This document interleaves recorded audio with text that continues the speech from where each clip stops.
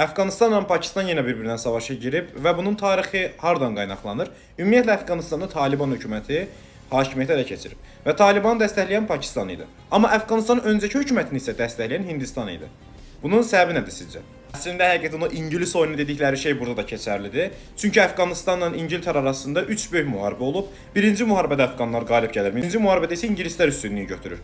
Və İngilislər daha sonra Rusiya ilə arasında tampon bölgə, yəni buffer zona yaratmaq üçün Əfqanistanın bir çox hissəsini işğal elədiyi Hindistanın tərkibinə salır. Yəni Hindistan əslində İngiltərənin Hindistanı idi. Yəni British Raj deyirlər, odur.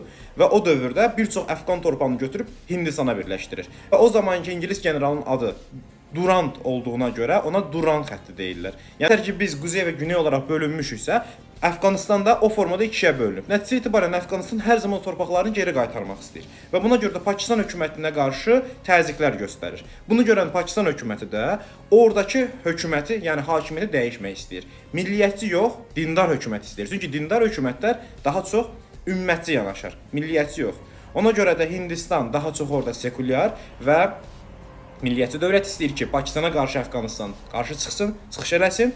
Pakistan isə dindar bir hökumət istəyir ki, aralarında razılıq olsun. Amma indi burada belə bir sual doğulur.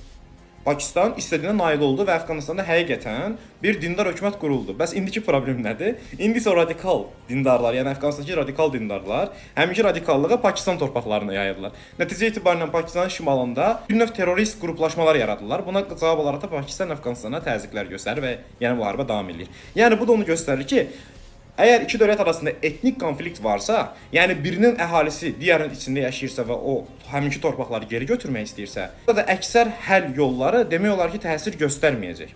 Və bu Pakistan və Əfqanistan mövzusunda da özünü göstərməyə davam edir.